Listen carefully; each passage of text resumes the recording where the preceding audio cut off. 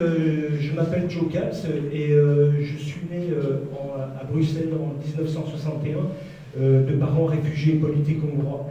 Mon père a fui la Hongrie en 1946 et ma mère en 1956 suite à la révolution hongroise de Budapest. Et donc mes parents se sont rencontrés en Belgique et la vie est très difficile parce qu'en fait ils n'ont pas de famille et ils sont arrivés avec rien en Belgique.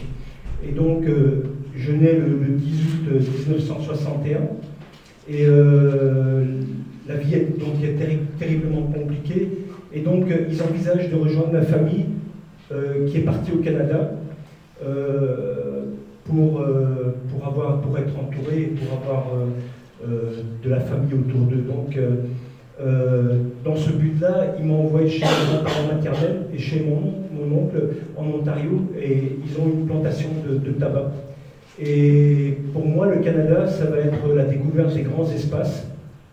Je vais courir avec ma chienne à travers les champs de blé, de maïs, la plantation de tabac. Il y aura une forêt où je vais me construire une aventure, un étang où je vais nager avec ma chienne. Et donc, cette époque de ma vie est terriblement importante parce que je vais apprendre le mouvement, bouger. Je vais courir pieds nus, que ce soit en hiver ou que ce soit en été, là-bas en Ontario, près de London, Ontario. Et donc, vers l'âge de 6 ans, je vais retourner en Belgique parce que mon père envisage de pouvoir retourner vivre en Hongrie si le communisme quitte la Hongrie. Et donc, pour moi, c'est le choc parce que j'apprends à parler hongrois et anglais à ce moment-là de ma vie. Et des grands espaces de nature, je me retrouve dans une ville de béton et de briques. Et donc, c'est un choc pour moi. Et donc, toute mon adolescence, ma vie va se faire dans le mouvement. Je vais trouver mon équilibre, cet équilibre qui vient du fait qu'il faut pouvoir arrêter de faire du bavardage d'esprit et se nettoyer la tête. Et moi, ce truc-là, je l'ai par le sport, par le mouvement. Et donc, c'est ce qui va m'amener à avoir une section de la moelle épinière à l'âge, juste un peu après l'âge de 20 ans. Donc, je quitte l'armée. J'ai fait les 10 mois d'armée. Et je me retrouve donc de retour à la vie civile. Et j'ai cet accident. Et en fait, mon objectif dans ma vie, c'était de retourner vivre au Canada et de devenir joueur de hockey professionnel. Ma vie, c'était ça, mon rêve d'adolescent. Et donc, j'ai cet accident et je me retrouve à me réveiller après une semaine de coma, allongé sur le ventre, et on m'annonce que j'ai une section de la moelle épinière. Et pour moi, je veux dire, à cette époque-là, il n'y avait pas Internet. Et donc, si vous voulez vraiment vous intéresser au corps humain ou à tout autre sujet, il fallait aller chercher un bouquin à la bibliothèque ou acheter un livre. Et donc, moi, je n'étais même pas dans la conscience de ma colonne vertébrale, et encore moins de ma moelle épinière. Je n'étais pas conscient du fonctionnement de mon corps. Tout ce que j'appréciais, c'était de vivre, en fait, et de me nourrir de cette vie. Et donc, je me réveille, et le temps passe, et je vais dans un centre de rééducation, où je vais passer 13 mois de ma vie, 1 an et 1 mois de ma vie, à essayer de m'adapter à une société, en fait, qui n'est pas faite pour cette situation-là. Ce qu'il faut comprendre, pour bien comprendre cette situation, c'est que jusqu'à la fin des années, non, au début des années 60, une section de la moelle épinière, et dans la semaine qui suivait, la mort était là. Parce qu'il y avait une infection, il y avait une nécrose de peau, ou il y avait une infection au niveau des reins, et les personnes décédaient dans la semaine qui suivait. Donc en fait, moi je nais où j'apparais dans cette histoire sous cette forme, seulement 20 ans après que la médecine, les progrès de la médecine ont permis de maintenir les gens en vie. Et donc, le corps médical, la société me promet l'éventualité du bonheur ce que chacun d'entre nous recherche dans la vie. On est là pour emmagasiner un maximum et se sentir vivre. Et donc, la société me permet le droit, enfin, me fait croire au bonheur, à la possibilité d'avoir une vie sociale, à la possibilité de trouver l'amour, à la possibilité d'avoir des enfants, en fait, une vie traditionnelle. Et en fait, ce discours-là équivaut à dire vous avez la possibilité de courir à 100 mètres à côté de quelqu'un, mais on vous charge d'un poids de 10 kilos au pied. Et vous pouvez arriver à courir plus vite que cette personne. C'est de l'utopie. Parce que cette situation, en fait, engendre ce qui est dans la vie traditionnelle normale de chacun d'entre nous. Le moindre geste peut prendre des proportions. Et en fait, cette situation engendre le fait que on gère plus sa vie de paraplégique, tétraplégique, qu'on a le droit de vivre une vie normale, je veux dire, dans la société. Et donc, je vis de nombreuses expériences. Je passe par le sport pour handicapés. Je fais de la photo.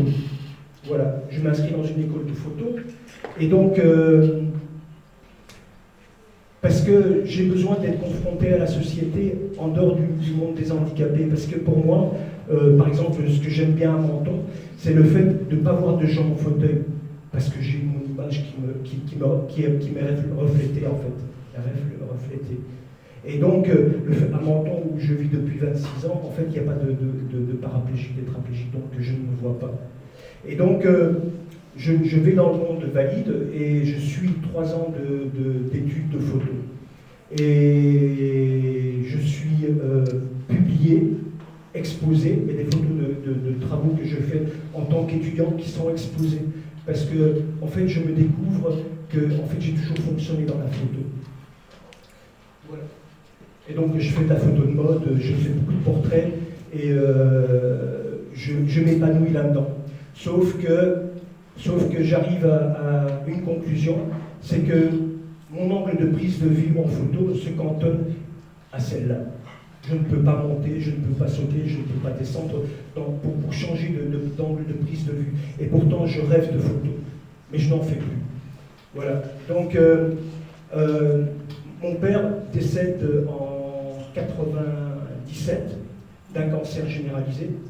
Et je me pose la question de savoir qu'est-ce qui me ferait vraiment vibrer. Et je vibre toujours dans le mouvement. Et à Menton, le climat me permet de faire tous les jours, encore maintenant, je fais au moins 10 à 15 km en fauteuil. Je monte à Sainte-Agnès en fauteuil, en 4h30, et je redescends en 17 minutes. Donc, voilà. En 87, je suis contacté par une association qui me propose de faire des photos de l'handicap en Afrique de l'Ouest. Et donc, en fait, on prend la Peugeot 504, un camion chargé de matériel, et on fait le désert d'Algérie, le Mali, le Niger, le Burkina Faso, et de nouveau le Mali par Bamako, où le périple s'arrête.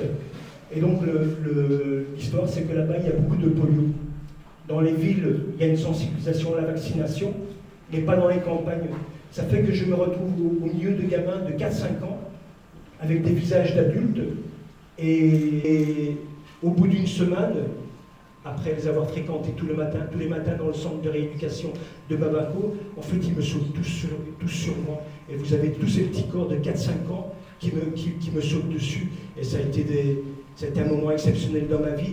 Et en fait, ma vision de l'handicap a changé parce que dans ce monde occidental où c'est la perfection qui prime, la beauté, le pouvoir, je me rends compte qu'en fait, il y a beaucoup de choses qui ne sont pas montrées. Je parle des années 80 en fait. Hein.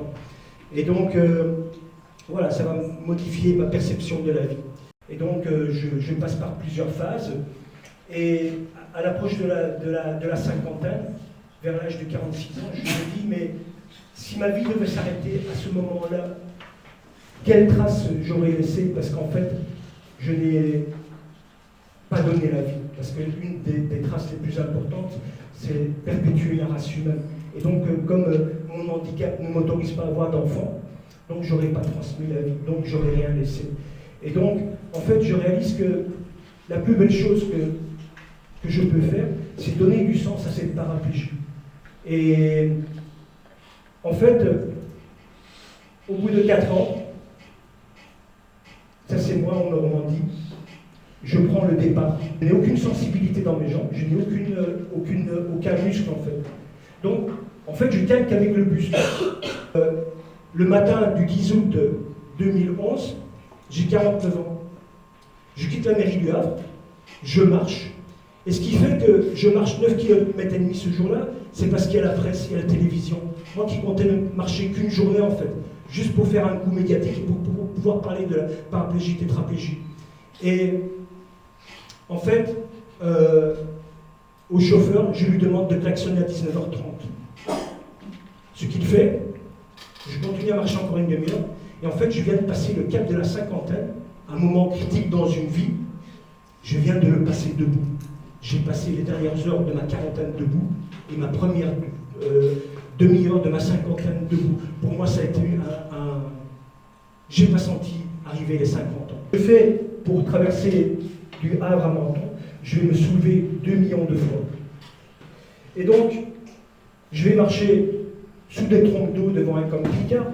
Je vais traverser Paris de nuit pour éviter de créer des bouchons.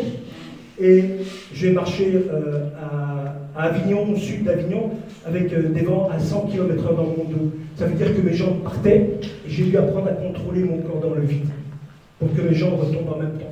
Et j'ai marché d'Aix-en-Provence à Brignoles par moins 13 degrés en fait. Voilà. Et donc je suis arrivé le 24 mars 2012, après 7 mois, à Menton, et j'ai réussi mon objectif. Et donc, la déception, elle vient du fait que mon message est mal interprété. On me parle que je prouve qu'en fait, on peut se dépasser.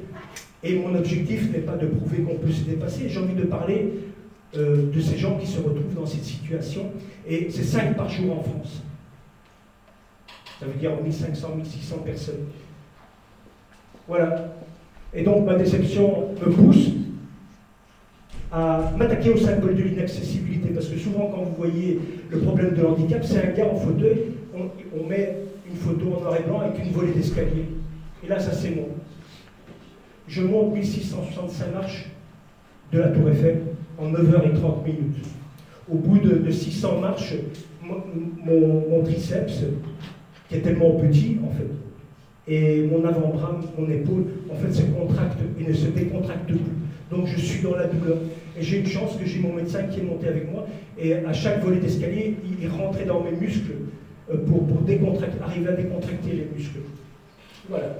Donc j'ai fait la Tour Eiffel en 2014, et le lendemain, j'ai un cousin qui vit près de Tampa en Floride, qui m'appelle et qui me dit: si tu avais fait tout ce que tu as fait aux États-Unis, tu aurais eu une exposition incroyable. Je pars là-bas pendant 1 an. Je prévois de faire New York-Los Angeles, ce qui est une grosse erreur, parce qu'en fait, aux États-Unis, il y a la côte Est qui est peuplée, et puis il y a la côte Ouest qui est peuplée. Et entre les deux, c'est les campagnes. Et donc, je prévoyais de mettre 1 an et demi pour pouvoir faire ce périple, et en fait, j'aurais passé 1 semaine à avoir une visibilité, et puis pratiquement 1 an et demi sans visibilité pour avoir une visibilité encore pendant 1 semaine. Donc ça aurait été, j'aurais pas atteint mon objectif.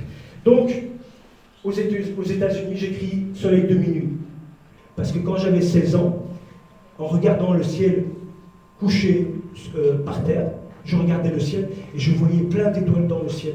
Et je me disais, si un jour je parviens à atteindre une de ces étoiles, construire une échelle qui soit assez grande pour pouvoir atteindre une de ces étoiles, je vivrai la lumière éternelle. Parce qu'on vit avec la lumière du soleil. Et donc, Soleil de minuit, c'est l'espoir pour moi d'une vie éternelle. J'ai pris contact avec Neurogène en marche grâce à l'écriture de mon bouquin. Et c'est une association dont la femme du mari est devenue tétraplégique suite à un accident de voiture. Elle est partie en tonneau. Elle a une section au niveau des cervicales, ça veut dire qu'elle ne peut pas bouger les bras.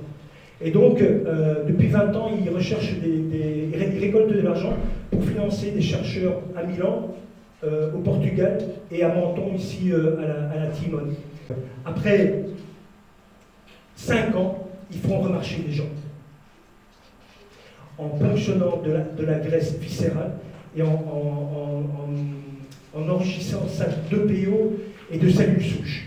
Et donc, en fait, je vous invite à aller voir leur YouTube, parce que c'est vraiment exceptionnel. Et en fait, c'est le Covid qui a tout bloqué, comme la vente de mon livre. Voilà, je vous remercie.